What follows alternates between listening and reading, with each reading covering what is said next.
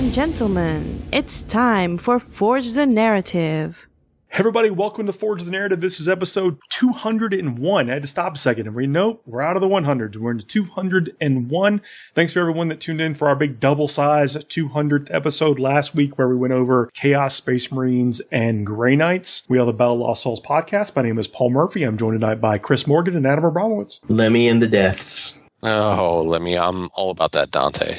You know, we're blood angels focused in our hearts here. It's not always what we talk about, but we try to work them in where we can. Thanks a lot for joining me, guys. Chaos Space Marines. Well, let's get some of the big things out of the way. We are recording on Wednesday, and we got a big post on the Warhammer community page today where they gave us a preview of some upcoming matched play rules. Indeed, they did. Coming out of what will be the chapter approved. I think that book will be released in December. I think around Christmas is what it says on the article or in the video. Yeah, they've been hinting at a December release for that since the new edition dropped. So I would be surprised if they didn't move it up. Well, I think we're going to get a bunch of codexes, and then we're going to get this chapter approved that allows them to do a little course correction along the way. I have no objection to that, and I'm very happy to see some of the changes that are in there. I know there's a mixed bag, and a lot of people are starting to get a little bit, especially down in your area, Paul, down in the southeast,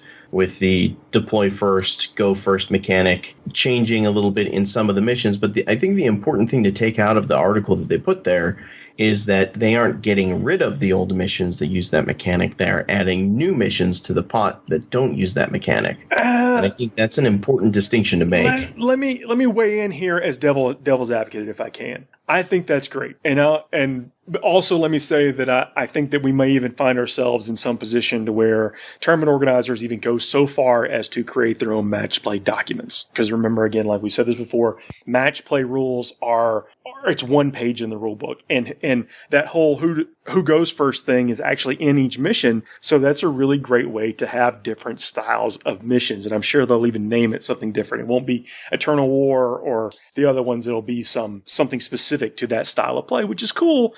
But are they being a little too permissive with using, like for instance, we're talking about the index battles of whether or not you can use stuff from the index and codexes and wanting to use everything and things just not replacing each other. I'm playing devil's advocate. No, I see exactly where you're coming from, Paul. And it's kind of funny that you mentioned that because on the index versus codex side, I feel very strongly that we need for those that have codexes that are out, we need to focus on just what's in those codexes as opposed to going with the index codex version because it's too much to follow. So the index versus codex question ultimately rests in what information can we trust to determine how we need to check lists as tournament organizers. There's a real logistics problem involved with, hey, here's my army. I'm using the data sheet for this model in the army that has updated rules, but I'm not using those rules because, like, say, for the rifleman dread, because I want to take the rifleman dread. If you sit in there and just cherry pick all of the things that are best, and it creates these circumstances where, from a list checking perspective, it gets very hard to keep track of all the nuanced changes in points for units and upgrades and power. I mean, even power level changes a little bit in the Chaos book, correct, Paul? It does. For some of these units? It does. So, if someone is playing Index 40k against someone that's playing against Codex 40k, where Codex 40k is the full game for that faction, it just adds to that gap between those two factions in the interim while they don't have all of their stuff. But you think that in the mission, though, is completely different, and that's fine to change those rules and have it be something as an add-on instead of a replacement. Exactly, because we're already doing that with our missions. Like even the Forge and Narrative missions play a little bit differently, and there's allowance that's built into us creating our own mission pack, and even GW recognizes that. Paul, you and I were talking about the GW mission pack for their GT earlier, and how some of the stuff in there is contradictory to what's in the main rulebook in terms of picking your powers and things before the game start. So even GW is being very flexible on the mission side, and I think that that's okay because that is not quite as nuanced as adjusting point values prior to an event. I will always side with the organizer on what they feel their event should be, including Games Workshop. And what the match play in the rulebook is a baseline for that. I think it's perfectly reasonable for us to expect that they would add to that. And they do have the system built in there to where that go first mechanic is built into each mission, so it's easy to change. What I'm hoping to see from all of this is that in some missions, we might see the go first mechanic actually happen and matter. So if you're playing in a 5-round GT, mission 3 might be, if you have less drops, you're going to go first. And the mission is designed around that. The Games Workshop has a lot of data. It's not just one set of, it's not one group, one organization, their own games at Nottingham. They have a lot of data that they've gathered on this stuff, and the changes that they announced today. Now, I think that you're going to have a lot of people out there in the world that say, I'm not playing with them until I get the book in my hand. And you're going to have a whole lot of other people on the other side saying, this is what we're doing tomorrow. And what they've done is taken that data and they've boiled it down into these things. Like the game is not playing in a way that's great for everyone. These changes we can make right now may give the majority of people a better play experience. Do you think that the problems that we're seeing with Razorwing Flock, with Brimstone spam, with things like that, do you think the problem is in the units themselves? No, I don't think so. I think that powerful units need to exist. Powerful units are fun to play with. I think what Adam's trying to say here is there's no penalty in 8th edition, really, for taking the powerful units and using 7th edition as a explanation of what could potentially be a problem there. Now, for my part, though, I don't think it's as bad as it was in 7th. I do think that spamming units, those kind of things that are effective, that's always something that's existed in 40k. This is nothing really new to us at all from a gameplay perspective, and especially from a competitive gameplay perspective. I will say, though, that to Adam's point, talking about the efficient units, whether you're talking about the Brimstones or any of the other things that people are taking a whole lot of, the gameplay experience is what GW is paying attention to. That is the motivation behind their decision-making for all of this stuff. I think you're dead on with that. And I think that's great. That shows that they are paying attention and listening and want the best game. I mean, that's what we want for ourselves. And we're all comparing it to things like, well, the codexes aren't out yet. How come we're playing an incomplete game? Like that's 40k life, right? It's just the way it is. We got to wait till the next thing, right? Yeah, it evolves until it metamorphosizes into something different. We're just after the threshold of metamorphosis, and it's going to continue to evolve and be the great game. I have played more casual games of 40k in the last 2 months than I have in the last 2 years. And that's I still playing tournaments, but playing for fun is what I've been doing. Chaos Space Marines is a good book. There's a lot of power in this book that I think we're just now getting our mind around. Because one, it's not in everybody's hands yet, but people are starting to talk about it and realize some of the things they could do. And there were some adjustments to things, like Chris was saying earlier, to power level. So Brimstone went up by 1 point, and when it was 2 points and now it's 3 points, it might not be enough, but it's still fairly significant on the percentage scale of point increase and the overall decrease of what you'll see. And then they also changed the smite. If you don't have 10 pink horrors in that unit, it doesn't do full smite anymore. And that in itself is a big change. So that's a double nerf to Brimstones. Even though they still get the really great save, they're not as offensive as they used to be. And I think that's, again, it doesn't neuter the unit, but it's a change that I think we can comfortably accept. Did pink horrors get a points decrease with the book? I want to say 10 to 8. Pink horrors are currently 8 points a model. They may have been 10 before. I think that they were 10 before, but I could be wrong. So different things like Bloodletters went from 9 points to 7 points. And that's big. We'll talk about that in a second. Wow, that's huge. Demonettes went from 9 to 7 points. But where I was going with that is they also decreased in power level. So one of the things we're going to discuss on this show is actually summoning demons. The demon level going down in power level, that's how you determine how you summon. The demonic ritual is a character, if he gives up his movement phase, can then summon units based off the power level. You have to have points set aside in reserve, and you could just put a bucket of points and you peel off what you need to summon the demons. For those who are unaccustomed that aren't playing Chaos right now or Chaos Space Marines right now, you have to summon with the character that you're choosing to summon has to summon a unit from their mark of Chaos, correct, Paul? Unless they're undivided, then they can summon whatever they want. Right, exactly. If they have a mark of Chaos, they have to summon from that mark, that demon, or that demon type. As we get into this, when to summon and when not to summon, are we approaching this as...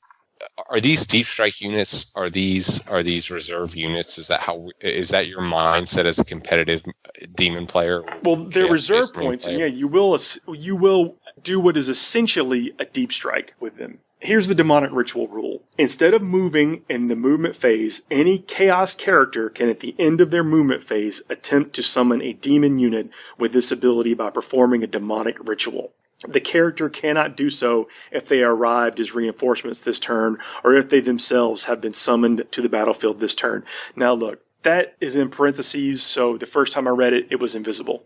I'll be real with you. I made this whole list. There was a chain of summoning characters to summon other stuff, just to dump 1,000 points out round one. Well, thank God that they did that. I mean, like, that's kudos to Games Workshop because they had the foresight to say, all right, we see what Paul's going to do with this. let's not allow that to happen. And I think there's some validity to that. Like, I don't disagree. If they do this, first choose one of the 4 Chaos Gods. A character who owes allegiance to one of the Dark Gods can only attempt to summon units of that patron. For example, a Khorne character can only summon Khorne demons. Roll up to 3 dice. This is your summoning roll. You can summon 1 new unit with the demonic ritual ability to the battlefield. The demonic ritual ability is important.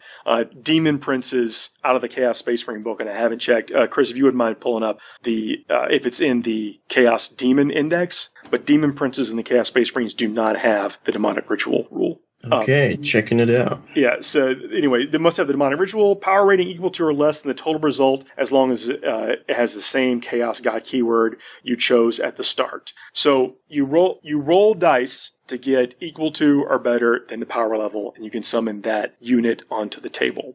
So Bloodletters and Demonettes and the like going down in power level makes them easier to summon. Bloodletters for 10 Bloodletters is power level 4. 20 Bloodletters is power level 8, so not unattainable to get a summon off of 20 of these guys. And here's something neat. A Bloodletter Murderous Tide. Bloodletters attacking en masse are a terrifying prospect. Swarming forwards to eviscerate foes with their Hellblades. You can add 1 to hit rolls made for each model in this unit while it contains 20 or more models. Yeah, looking at the Demon Prince of Chaos right out of the index, it does have the demonic ritual rule. That's the one you're looking for, right? Yeah, you're looking out of the Chaos Demon section, right? Yeah, the Chaos Demon section of the Chaos Index. Yeah, and the Demon Prince out of the Chaos Space Marines, at least out of the Codex here, does not have the demonic ritual rule, so he can't be summoned. But these Bloodletters do. And then I'm going to jump over to Demonettes real quick, because they get a rule if increase the attack characteristics of each model in this unit by 1 while it contains 20 or more models. Demonettes, huge. They're 2 base attacks. That goes up to 3 base attacks if there's 20 of you summon 20 of them, or you have 20 of them. And these are the troop sections in the Chaos Space Marine Codex. Now there's also talk of having these troop sections replace the previous versions in the index. This is what, I don't know, consult your local organizer for how they want that to be handled, right? This is the FTN equivalent of outsourcing that question. Right. I'm of the opinion of something different, but at the same time, your risk, your rules, man. And just for some extra context, the index version of the Demon Prince for Chaos Space Marines also does not have the demonic ritual. Got it. Y'all don't want to have 20 Demonettes summoned 9 inches away from you at all, especially if they got command points to spare. Don't let it happen. You do not. Well, it gets worse. Not even a little. The instrument of chaos that you can take on all of these units, a unit that includes any instrument of chaos adds 1 to their advance and charge rolls. That is also for Demonettes. Demonettes have the instrument of chaos. Unit that includes any instrument of chaos adds 1 to their advance and charge rolls. That's insane. That's insane to me. I don't know why we're not seeing Slanesh more on top tables right now. Well, So Bloodletters and Slanesh are both good. And the fact that you do bring them down 9 inches, when you summon the unit, you can place it 12 inches away from the character that did it, but still 9 inches away from any enemy unit. Yeah, so you're going to want to get them up there somehow first, which I think is easy and doable with jump pack Chaos Lords Dudes or and sorcerers. rhinos. Yeah, putting dudes and rhinos. This is important, Chris, if I can jump in here. Deployment from a vehicle is not movement. It is specific to say that when you deploy, you can then do other things, including move. Therefore, I say that you can sacrifice that movement after you deploy to do a summon. Okay, so that the sorcerer that's casting this is activating. Not even the a summoning. sorcerer. It's a character. Any character can do it. So a Chaos Lord can do it. A Demon Prince can do it. Of Khorne can do it, for instance. Y'all are blowing my mind right now. Yeah, and they do the little chaos summony dance. Abaddon can do it. You know. I mean, it's any chaos character. Wait, so Abaddon can do it? Yeah. That's insane. Typhus can do it? Yeah.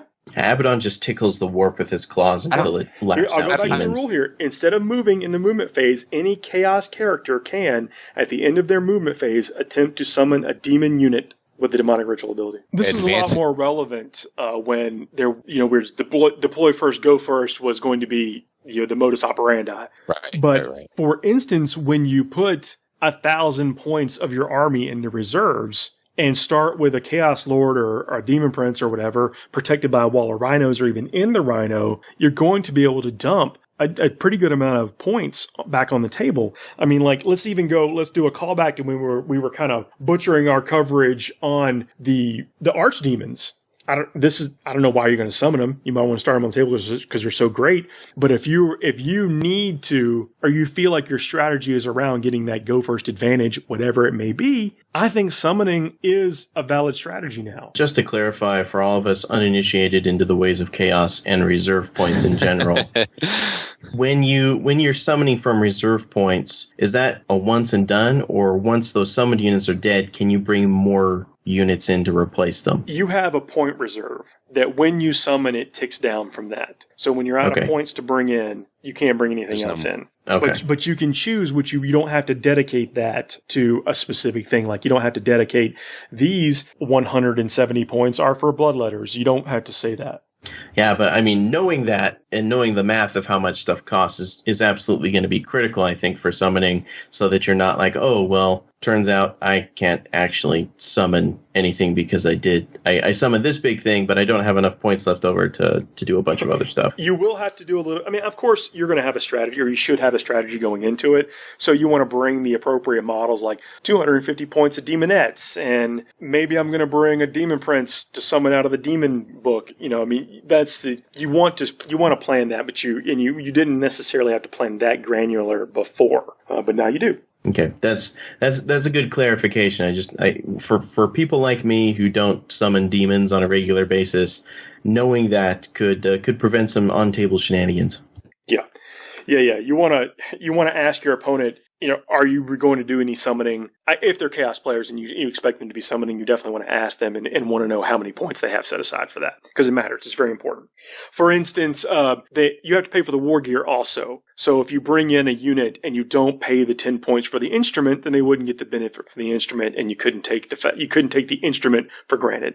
Okay, good clarification. Yeah. So we were I guess people in general may have been discounting summoning because of the way just the game functions. It just functions differently. But with them being a little bit easier to get on the table and being able to pull off arguably an easier deep strike charge with the instrument and being so brutal, like 20 of them is not many points. What did I say? They were 7 points apiece. So what is that? 10 of them is 20 of them is 140 points, 150 with the instrument. Yeah, not hating the idea. No, and you can beef him up like with a Demon Prince, who becomes a Psyker if you go a route that gives him a Psyche power. He can give up his movement phase and then warp time in the Psyche phase. That's a neat little shenanigan that you could do, because once you have that character in that position, right, to get a unit of whatever demons within charging distance of an enemy, and then all of a sudden he gets a free move. Like all of a sudden he's up there ready to swing and throw out his auras and all the other buffs that he can do as well. I think it's amazing counter assault. Like if you're playing in a game, do Soul Grinders have the demonic ritual? Now look, getting any of the big stuff off on 3 dice and not, you actually, if you roll doubles, you take mortal wounds, you take triples, you take even more mortal wounds. So are you, like getting the big stuff off without like being a word bearer, they get to burn a stratagem to summon more effectively. You're probably not getting the big stuff off reliably, so don't plan on that. But this lesser demon stuff is pretty good. Yeah, looking at the Soul Grinder, it does have the demonic ritual special rule. And its power level, what power level is it? 11. Yeah, so on 3 dice, that's attainable. Doable. So you're not going to. 11 is what? That adds close to average. 10, 11 is average on 3 dice. Yeah. If you really need it, where I was going with that is if you plan on using your summoning for counter assault, maybe you do this with the lesser demons as they're coming close. If you know you're going to play a long range game with your opponent, then you get forced into a situation that either a matchup you weren't expecting or something. You do have options to summon firepower onto the table. Is there a clear winner for summoning in terms of Demonettes, I think, are the best. They're cheap. I think so. They're easy to get in, and they get the ability. They're close combat things, and they get a bonus to charge. So you're looking at 8-inch charge with possibly a command point reroll to get him in there. And then if you're doing it off the back of a Demon Prince or a Chaos Lord, you can do a combined assault effect, even if you're only using it for counter assault. I think they're the big winners for this tactic. So what are the shooty options where you might want to deploy them in your backfield a little bit further away, and anything to put some with firepower that demonic pressure. Ritual ability you can summon in. So things like, we're talking about Soul Grinders, there are Flamers of Tzeentch, Screamers if you got to reach out and touch someone. These are all, like, everything in the demon box is something that you can bring in with the summoning. And my point is, you have to, if you have a mark, you've got to go with one of those. So you got to go with a demon from that god. But if you don't have a mark, if you're undivided, like Alpha Legion is a list that I was putting together a weird Noise Marine Alpha Legion list without devotion to a particular chaos god. So then you get another demon. I mean, and Alpha Legion, they're very non-committal like that, wouldn't you say? I'm committed to not being shot up from more than 12 inches away. That's what I'm committed to. Yeah. Well, I mean, I just need to applaud your trueness to the Alpha Legion theme. So the Emperor's Children. Now, look, I know that if you go to the index, and that's what people are wanting to do, to take the Emperor's Children, to take the cult troops out of the index, or the cult list out of the index, so you get these things as troops. But the Emperor's Children have the thing, or always strike first, but they've got these really great shooting weapons. So if you've got a 24-inch gun, and you want to be popping off with that, maybe you want that -1 when people are shooting back at you. I have a thought here, Paul, and hear me out. And I think that this is one of the underrated and least talked about units in 8th edition, and it's the Seeker. I would say that the Seeker is very good. Go on, sir. And here's why I'm saying this, because we're talking about making that charge first turn, and we're also talking about maybe putting something in the backfield that can shoot and apply some firepower pressure. But what if you're able to deploy something out of range of shooting potentially? It depends on the matchup. And maybe it doesn't even matter, but it moves 14 inches, always swings first. It's got a bunch of attacks, not anything crazy, but it's hitting you on 3-ups if you're Imperium. But this model can advance and charge in the same turn. With the 14-inch move. With a 14-inch move, exactly, Chris. So they're moving 14 inches, advancing on average 3.5 inches. So they're moving 17.5 inches turn 1, and then charging. So you could potentially summon these turn 1 outside of range of some armies. I mean, there's going to be las cannons, or there's going to be some weapons that can get there and touch them. But depending on what you put up front that's bringing them in, Abaddon, it could be any character that's up there. They could be wrapped around brimstones or what have you. Poxwalkers, doesn't matter.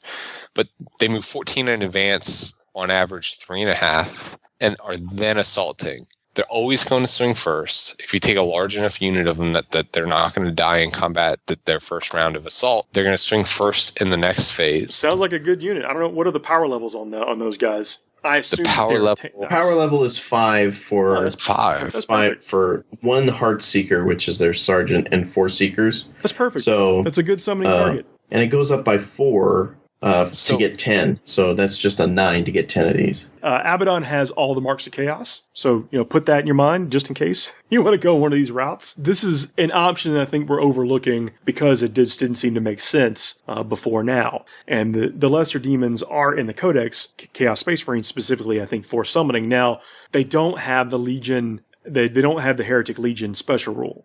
Or keyword. So they're going to mess up some of your detachments. But reserve points you set aside for summoning don't count as part of your detachment. Brutal. So it gives you, you can bring this in without, it is at least my understanding of it, that you can bring these guys as part of your force through summoning, and they will not conflict with any of your special rules for the legions that you've chosen. And keywords are going to continue to matter as you're building your detachments. So what is, a Chaos Space Marines detachment will not be diluted into whatever the heresy soup. I don't know if we come up with a good word for that yet, but whatever that is, it won't be conflicted with having demons in your reserve pool. If you took them as troops in your detachment, it would, but the reserve points are outside of the detachment, of any detachment. So take that for what you will. We'll go ahead and take a break here. Then we'll come back and talk about, I got some awesome Warzone news. Got some other tournaments and stuff we want to talk about. And of course, we'll talk about, I'll mention a little bit about why I think Noise Marines are so awesome. See you guys in a minute. Cool. FTN is brought to you by Bell of Lost Souls. Check out www.bols.org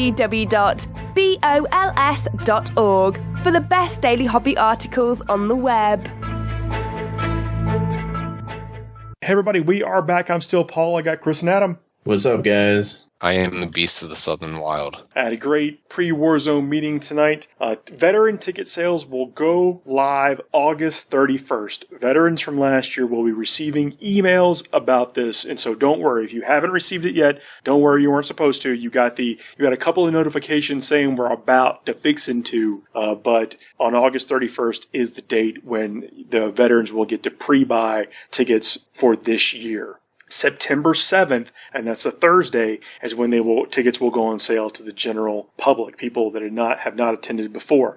I will announce the time that they will go on sale soon. Last year we sold out in a very, very quick amount of time. It was a matter of hours. So I will announce the time that they go on sale so people can set their clocks, whatever. But it will be, at least it is right now, September 7th, and that is a Thursday that the tickets will go up for general sale. I had people coming up to me left and right saying, like, how do I get on the wait list? Like, how can I get tickets? People want to go to this event, which is awesome. Like, it makes you feel so good. A couple of improvements for this year. The wait list will be easier to find on the website after the tickets have sold out. So if you don't make it on that September 7th and you still want to come, it will be easier to get on the wait list. That's a big improvement. We will accept all rules and codexes up to October 28th. No telling what we'll have by then. That feels like it's a long way off. I'm sure we're going to have several more codexes by then. If we get any FAQ changes, we will accept them the day of the tournament. If we get a new FAQ, that's what we'll awesome. Go with. Except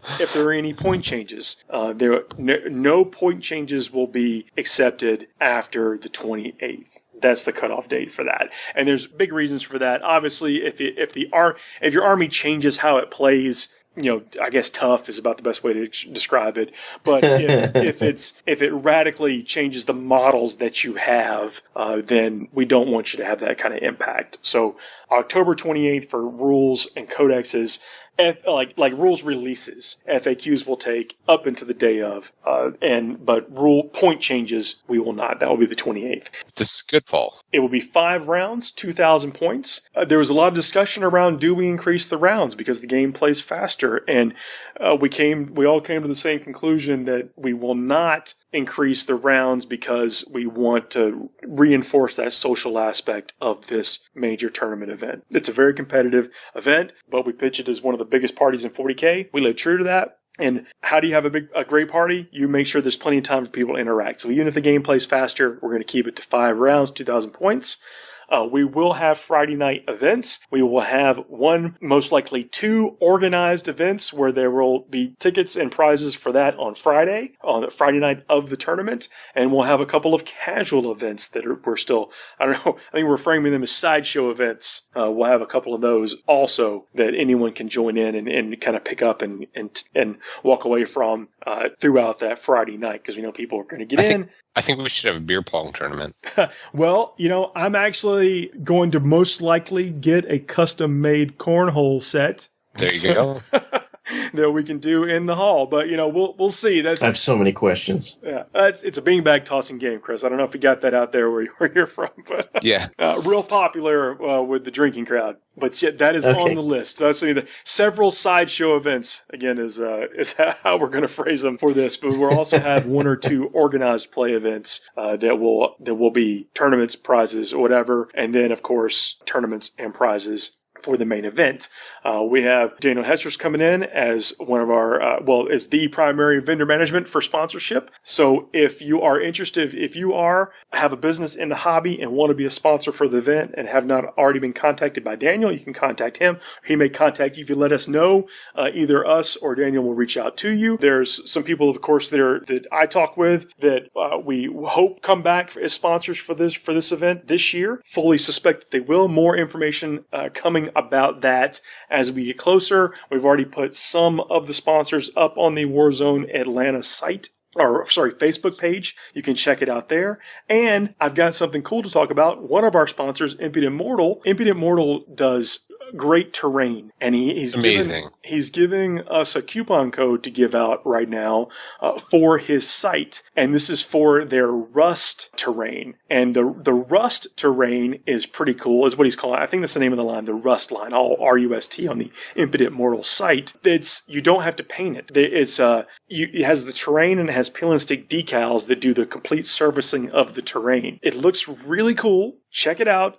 We've talked about it before, but it's nice. It's very well constructed, laser cut terrain, and you don't have to do a lot of hobby work. It doesn't require a lot of setup. You in 5-10 minutes, you're ready to go with this thing. And that coupon code is Warzone, all one word, 20. Warzone 20, and it's going to give you a 20% discount on the Rust terrain for the rest of this month. Adding to the sponsors, I know that Acrylicos Vallejo Paints is going to step up, and they're donating I believe it's a full Game Air set to Best Painted this year. There might be some other things to go along. You can go to impudentmortal, all one word.com, and you'll see the full run of their site. It's really impressive terrain. It really is. I know we talk about a lot of terrain on the show because it needs to be functional and it needs to look good. Those are the two primary categories, and this is one of the companies that does that. It produces really good, and they're giving a coupon code out right now. So check them out. Happy to have them be a part of Warzone Atlanta, and happy to also mention them on this show. So that's that. So Warzone Atlanta ticket sales coming up soon. I know people have been asking. They're really excited about it. I am also very excited about it, if you couldn't tell. The veteran sales will go up at the end of the month. The open release sales will go up the first week of September. And then we'll be ready to go. Then get on the wait list if you can't get a ticket. And you trust me, you want to be here. You want to be the biggest party in 40K. It's got a major ITC event, so great way to get points. But they're not easy points. You got to run through some of the best, and I mean that best people, best hearts, best players in the game. This is going to be, of course, a new thing for us being 8th edition, but the Games Workshop is also coming back into the fray. Now, they've been running tournaments in Warhammer World, this whole time. I don't know if you guys know that or not, but they run frequent tournaments at Warhammer World a lot. I follow the Warhammer World page because I love the pretty pictures. I was surprised to see just how much support of all of the different game systems they have. There's the 40k GTs, of course, the Age of Sigmar events, and also even Hobbit-themed stuff, Paul. Look, they're forced to support it. I think they're contractually obligated to support the Hobbit. Well, they all sell out, so... No, you are right. That was one of the neatest things, is being there while they're doing a tournament. There's 100 people there. There's 60 people there for a tournament that again, that isn't widely talked about I don't even know the reason. Granted, it's in Nottingham and not everybody can get there. But they're still, they've been actively supporting it. But they've come out here with their 8th edition Grand Tournament event pack. And it's match play, labeled Warhammer 40k Grand Tournament. There are some things in here, like lunch is provided on both days. That's the same thing that happens in Warzone. There's a big emphasis on sportsmanship, which is cool. That's what you want to see. The meat of this, there's things in here about how to army construction or whatever, but I want to go right to this point here. Any kind of ability or trait you can choose before the game must be decided on before the event and recorded on your army roster. That's interesting, right? Warlord trait being one of those things, psychic powers being one of those things.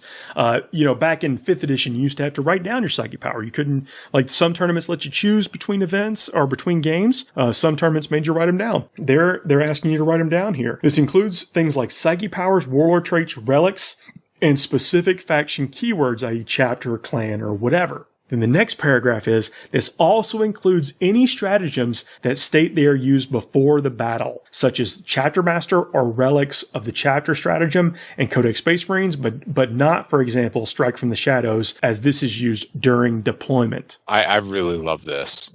Yeah, I mean, you're going to factor that in mostly with your strategy anyway, but remember, the army list is something that you traditionally present to your opponent for them to review, to I guess, theoretically come in to the match with with as much information as you possibly can before the game starts. Yeah, there's so much I love about this document packet. Just as a document designer alone, I love the way they've designed it and put it together and the way that it looks. You can definitely tell the GW is trying to make this the cream of the crop in terms of the experience that they want people to have. When even your mission packet looks like it could be a published GW rules book, and that's fantastic. And it sets a really good standard for other events looking to pro up their mission packets and their game in that respect. Yeah, this is a good template to copy, for sure, if you're doing your own. I think there's a lot of good stuff in here. It's an emphasis on sportsmanship, how the scores,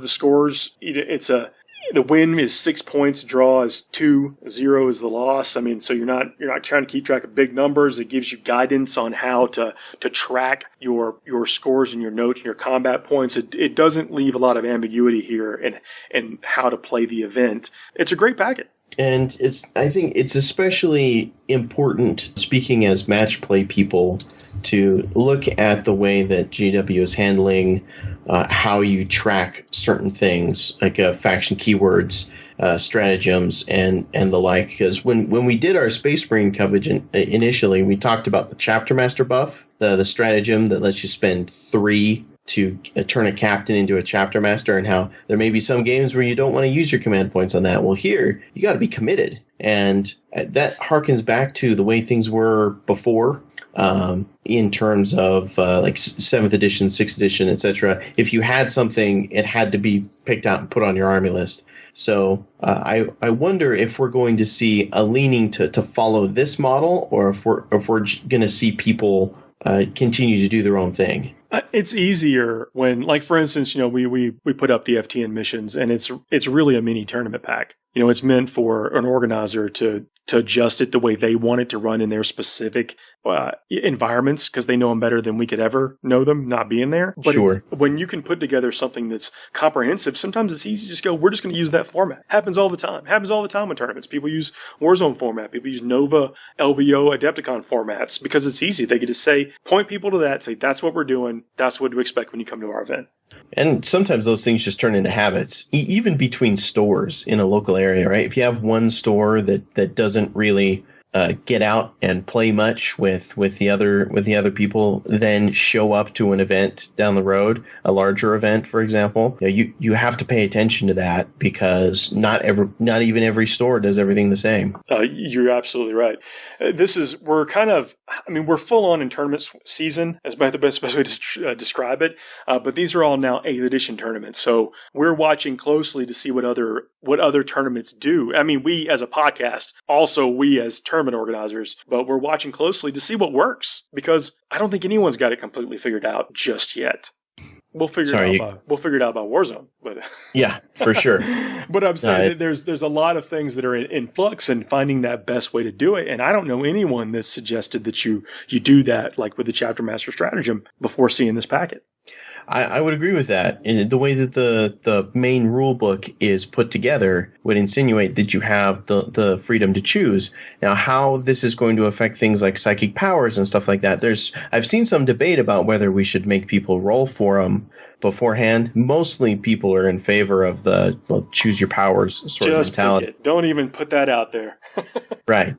Where I'm going with this is, there are instances where, when I'm looking at the psychic powers that I want to take on a certain character, I mean, Mephiston, of course, knows all of them, but there are times if I'm running a librarian dread or a jump librarian, and I have to pick two of the powers. There are some games where I want Blood Boil, and there are some games where I want something else.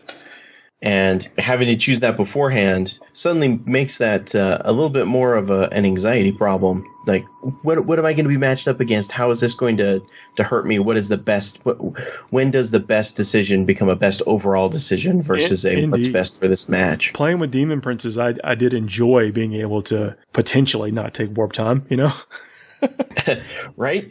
Now, for me, it's always about what's the toughness of the army that I'm going against. Am I playing against Harlequins? I definitely want Blood Boil for that, because those guys are toughness 3, and inflicting mortal wounds on their invulnerable saves is money. It's good. So on the flip side, against bike armies or anything, even toughness 4, right? You're not guaranteed to do a lot of mortal wounds that way. So you don't always want to have it.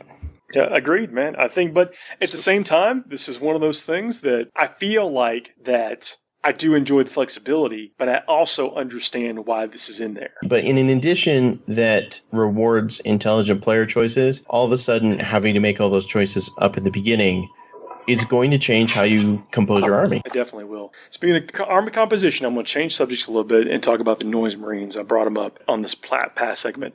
Let me just blanket statement. Khorne Berserkers are awesome, and they are the clear winner in the book. Khorne armies safe bet. are going to be strong. And I also think that includes summoning some bloodletters. That's going to be a valid strategy, I think.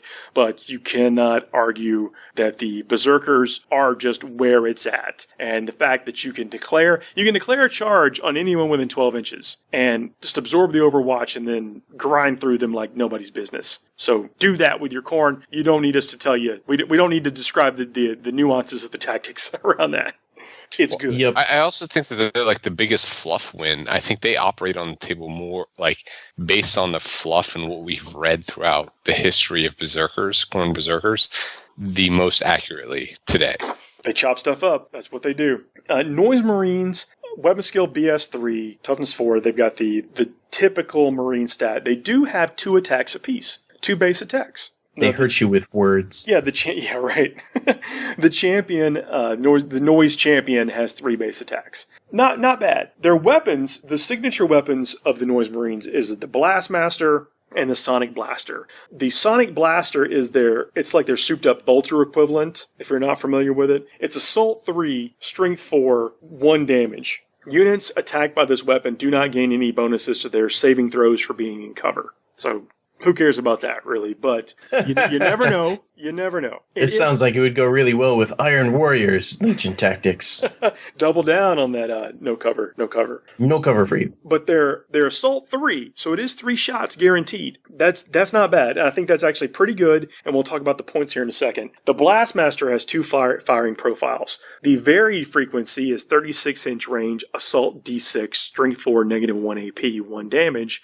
And then the single frequency is Heavy D3, Strength 8, -2 AP with D3 damage. Okay, so, a light vehicle nudger. Yeah. The Music of the Apocalypse. Each time a model in this unit is slain, it is driven to make one last attack before succumbing to its injuries. Do not remove the slain model yet. After the attacking unit has finished making all of its attacks, the slain model can make a shooting attack with one of its ranged weapons or throw a grenade, even if the model's unit is within 1 inch of the enemy. The slain model is then removed. So they've got the Chaos, Slanesh, Heretic Sturdies, and then Legion faction keywords, and then their Infantry Noise Marines as their other keywords. So this is what I'm saying with their 24 to up to 48-inch weaponry. Going with the -1 to hit from outside of 12 inches almost seems like a better fit for me with these shooty guys than the Emperor's Children Legion trait. I see some synergies here. Now, again, I know I'm going to get crucified by all the Emperor's Children's fans out there, and if you're lucky, right, that is their thing. So yeah, I don't know what the opposite of that is. So the Noise Marine, base Noise Marine profile, he's 15 points. So slightly more expensive than a Marine, but he does get that extra base attack and the bonus rule of being able to fire even if he's cut down. I think that's worth 2 points. if you ask me. Yeah, 2 points, bargain. The Blastmaster got a little bit cheaper in the Codex, is 20 points. That's their shorter range last cannon type equivalent, is the Blastmaster. The Sonic Blaster is 4 points. That's the Assault D3 weapon. So what I consider the basic trooper is the Noise Marine with the Sonic Blaster. That puts them in at 19 points apiece. And 19 points isn't too bad. What slot does this fill? This is it's an elite option. It's an elite slot. Yeah, for an elite choice, I mean, that's fairly comparable to things like Sternguard veterans and the like. I just like being able to fire when you die with a 3-shot with a quality weapon. Yeah, being able to shoot after you die generally is better than not. You can do that with Marines with is it an Ancient? Yes, you can. There are ways to get other people to do similar things. This comes as a base thing on their profile. No extra points. It just is what the unit does. There you go. So that's my talk about Noise Marines. I think they're going to be a lot of shots. I think you can easily back them up with some counter assault like a Demon Prince. The Demon Prince is just as cheap as he's ever been. And the Demon Prince, I think they've made the other weapons a little bit more attractive, but I still think that the Malefic Talons with the extra attacks wins because it's the extra attacks with some quality damage output from those weapons. I'll agree with you 100%. I've had a few chances to play. Like I've played my Death Guard Nurgle army a couple times since CSM was released, and yeah, the Warp Talons are the way to go. So with a Chaos Lord, and the same with the Demon Prince also anyway, Chaos Lord, you can reroll hits of one made for friendly Legion units within 6 inches of this model. The Chaos Lord is not expensive, and you can give them a Power Fist. A Power Fist is a lot cheaper than it used to be. Yeah, I'm very happy with the discount on those. And then re-rolling ones to hit. I mean, when you're hitting on 3+ anyway, with all that volume of fire, you're going to put out a fair amount of shots that are going to hit. Again, I think the Noise Marines, it's easy to get lost in what Khorne does. But I don't want people to glaze over the damage output from range that a Noise Marine can do. Yeah, it's the reach out and touch on those guys that makes it difficult. And the fact that you can stack those bonuses to how easily they can be targeted, that in and of itself adds additional utility and power to a unit like that. So the list I kind of toyed to, again, this is just a first draft, but it was 4 squads of Noise Marines, a Chaos Lord and a Demon Prince, and Rhinos. So you're looking at a 5-drop list just right there. Now I know the drops may become less relevant with just however the choose to go first mechanic evolves, but then saving quite a lot of points for reserve. That's saving like 940 something points in reserves for summoning to allow the Demon Prince and the Chaos Lord, who can remain. Both of those things you can't target them unless they're the closest model. Now I know the snipers and whatnot or whatever, and there are ways like to jump over a fly. I know there's ways. Everyone just thought of 5 ways they could make sure the character is the closest model. I'm with you, but the Chaos Lord and the Rhino becomes a lot harder to get. And since he'll be a Chaos guy, probably with not marked with any particular Chaos god because the Legion doesn't require it, it gives you flexibility in what you summon. Yeah, well, I mean, that flexibility can't be beat. Dope. Yeah, so I mean, just an option for list building. Is this the best thing out of this book? I don't think it is, but I think it's going to be fun. Didn't Obliterators get a point decrease in the book? Obliterators, they got a number of shots increase. That's right. They went up 2 shots, right, or 1 shot. Yeah, they doubled in shots. In shots. Yeah, that's huge. Yep. It's way better than it was in the index. People were real sad about those guys in the index, but they still have lost the different changing weapons. But doubling the shots, I think, is pretty good. Their resiliency, I think, it makes them, especially when you double their shots, makes them that more effective on the tabletop. Yeah. I'm looking forward to seeing more Obliterators on tabletops. So the Demonic Axe and the Hellforged Sword, that got a lot cheaper in here, but I still think those are Demon Prince weapons. I think that it's still going to be better off to take the claws. Yeah, Reaper Autocannon got a little bit cheaper, and then the Blastmaster, which we were just talking about, got a little bit cheaper. And Bell Flamers on Helldrakes even got a little bit cheaper. Helldrake's still good, everybody. That hasn't changed. How can it not be? It just wants to rush up and give you hugs. Oh, man, I had a moment. I finished that Gilliman that I was working on, by the way. And while I'm painting all the gold trim, because I didn't do it the Duncan way of painting the whole thing gold and going back into blue, I don't think I could do that. Yeah, But me neither. painting the gold trim on here, the whole time I'm thinking it's like that Dave Chappelle skit, where it's like Joe Rogan, I painted Helldrakes, so this is nothing. But it's a nice model. I put some pictures up on Twitter. I hope that the recipient of the model enjoys playing with it. But it was fun to put together and paint. Helldrakes have a lot of trim. That's where I was going with that. Yep. No, I caught the reference. Having joked in the past about Gilliman going to the Heldrake School of Armor Decoration. He is, he's no joke. But Heldrake's like the original one, where Heldrake's and Mauler Fiends, where you're painting the trim on those things. I mean, if you've never done it before, it can seem daunting. Trust me, you get better at it. You can even use markers. There are paint markers out there that people have used to great effect. Tutorials out there. You can even check out the independent characters. So our man Carl is a big fan of those. Yeah. So paint markers are great, but if you prefer paints, and not to be a hound right now, but pure advice, the new Vallejo metal color range is absurd. Yeah, how easy it is to lay on, and the paint, coverage is so good. Finding good paint is critical. I use the Retributor armor from the Games Workshop line, and it goes on like a dream. I've been really impressed with that gold. But my go-to for my Grey Knights is the Vallejo Model Air gold, which is because it's just so bright, like my Grey Knights or whatever. But you want to find a good paint to do the trim. Does the Retributor armor give you like one coat base? Like, do you have to do two coats, or is it a solid one coat base? It's a solid one coat base. I know the High Lord of the two thin coats will come after us. But it gives you a solid... metallics work. I think metallics work outside of Duncan's rules. Yeah, you got to find a good paint if you're going to do trim. I don't want to sidetrack us on that, but you do. Finding a good paint for you, whatever that kind of work is step one. Because if the color you want doesn't spread well, you will take forever and you will hate everyone around you, hate yourself. I just want to make sure. Best to do it while the fam's out of town. Yeah. You'd recommend that I try the Retributor armor? Oh yeah, I love it. I think it's got a solid, strong color that goes well with a lot of other colors, and it's different than the Shining Gold. The Shining Gold basically looked, it didn't look good. The Shining Gold did not look amazing until you doctored it up. You had to put all this extra effort into it, and the Retributor armor looks good with just normal effort. So anyway, that's what we're talking about on Chaos Space Marines right now. I want to talk about in this episode that summoning. Don't sleep on it. I think it's a really valid tactic, and with the power level decrease in the lesser demons in this Chaos Space Marine Codex, it's going to be easier to get more of them in at one time. So bringing in 20 of a lesser demon, a plague bearer, a demonette, horror, or a bloodletter is going to be easier than it was out of the index. And with the instrument of chaos, which, let's talk about that for a few minutes. The loyalist, they have the ancients and stuff that they have to take to give them banner bonuses, which means they're characters, which means they could be isolated.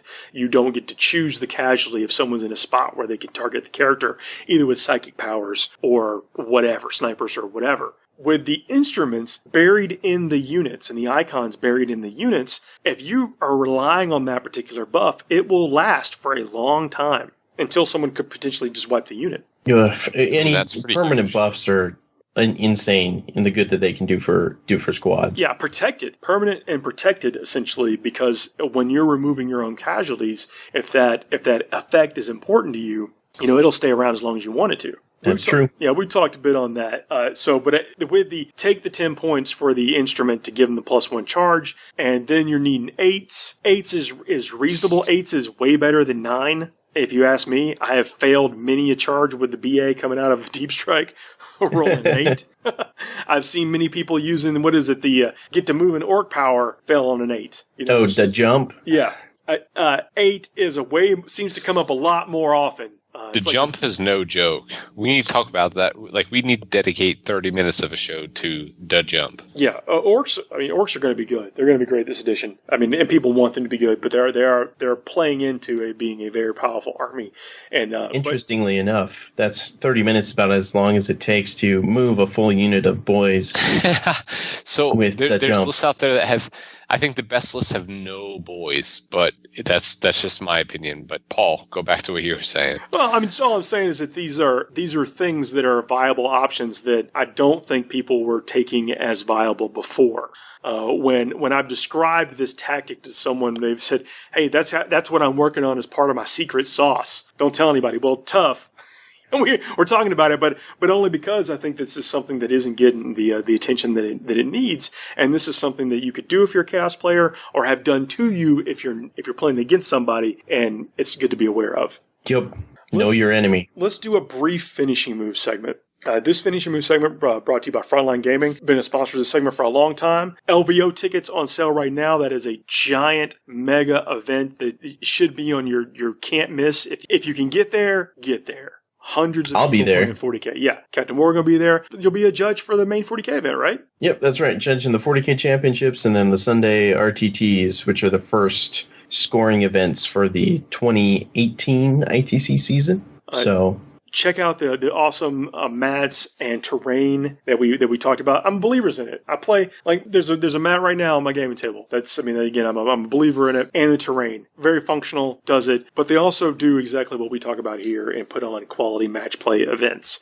And so they're worth going to and hanging out and checking out their stuff if you don't already. They also have a podcast, syndicates out to YouTube and iTunes. Can't say enough good things about them. Great people. Happy to call them friends of the show. Absolutely. And at seeing them at tournaments. For sure. But I want to talk about lettering on things. We have talked about this before, and the aspect of scroll work as scribbles and making the appearance of words on stuff. But I don't know if we've actually talked about writing words on things before. And this is something that I struggle with. By struggle means I am terrible at it. So this tutorial is not my own. What I'm about to describe came from Darren Raza Latham. He is a Games Workshop painter. I saw this on Twitter. Seal your models first. This tip, and this is from him. This is the words. Painting scroll work is tricky. Yes, it is. It's nigh impossible unless you have a good strategy and to make the stuff look good. He says he writes out the word on a different piece of paper, writes the word out on a completely different piece. He posted a picture of this and marked the center point. Then he paints the letters starting from the middle and working outwards. He says that's the trick to making it fit to where he wants it to fit on the scroll, on the plaque, or whatever. That's his trick. And I thought that was genius, and I wanted to mention it on the show. So I'll start over again. And we can talk about the technique here, and Adam, I'm sure you've got some comments on this. But his starting point is writing out the words separately. Write out the word, whatever you want, and then identifying the center point in the word. And that could be between two letters. Maybe it is the middle letter. If it's one of those words with it's a center letter that is the middle, or in between two letters, whatever that center point is, that's the center point of where he's going to start painting, and then he paints the letters outward from that center point to make sure that they fit where he wants them to be. I mean, I freehand this. I follow Darren's example. I'll just spend a couple minutes, very thin paints, very thin brush, probably use, right now I'm using Reaper 20:1 for things like this. And you don't want to glob paint at the end of the brush. You want to fill up the bristles. You That's want to the load hardest it really thing well. to really describe, but that's a good point. To loading the brush. You want to actually load the brush with paint that will flow. You want it to flow like you're writing almost like an old-timey ink pen. Absolutely. And that's for edge highlighting and stuff too. And I'm not a master of this. I just know how it should work, and I continuously practice with this. So, Paul, I mean, this is where we can reference, and this is, kudos to Duncan. When you watch Duncan pull that paint, when he applies the paint to his palette or whatever he has, and he pulls that paint and he twirls the brush, what he is effectively doing is he is loading an equal amount, as equal as he can, a well-distributed amount of paint into the bristles of the brush.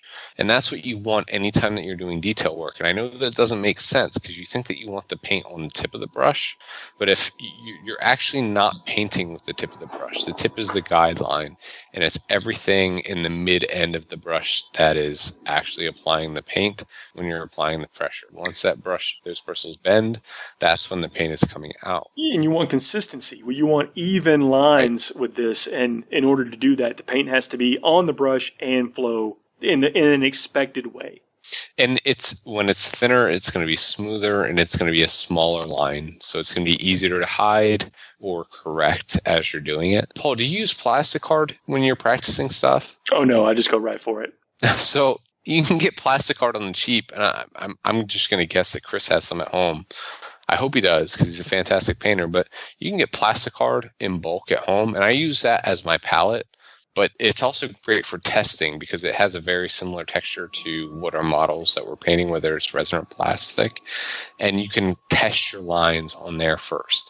So you're testing if you've loaded the brush perfectly and you have the right amount or if it's the right color. So invest in some plastic art. That's my best recommendation. Any of this like really fine detail like script, you're going to want to practice. I think that's a great tip. Yeah. And don't be afraid to do it. You should do it. That's what you should do. Not just go ham like I do. But this is one of those things I'll call back to another, and I'll wrap us up with this. I'll call back to another tip that we did, like when you're doing hair, where you want to mix in a little bit of that whatever that surface color that you're going over. So with like when you're doing stubble on hair, you want to have some of your flesh tone in that. If you're writing something on parchment, you want to mix in a little bit of the parchment color into the text color, or else so it doesn't look so cartoony and stand off. It'll look like it's a real piece of parchment with stuff written on it. If you use a little bit of whatever that material, that surface color, that's a great tip, Paul. Using. So it's a fantastic tip because it makes it more subdued and it makes the errors look a lot less prevalent. Yeah, so that's that. Getting that, because if you started from the beginning of the word, you know how it is. You're trying to write on a card. It just doesn't work out. You're trying to write on a piece of poster board with big letters. It doesn't work out all the time. You gotta scrunch up one of those letters in there, and it doesn't look uniform. But finding that center point, working out from there, practicing, sealing the model first. Don't forget that, and then mixing in a little bit of whatever that base color that you're applying the words to your lettering color will make everything look a lot more uniform and natural. We're going to wrap up there, guys. I really appreciate you joining me. Have a good night.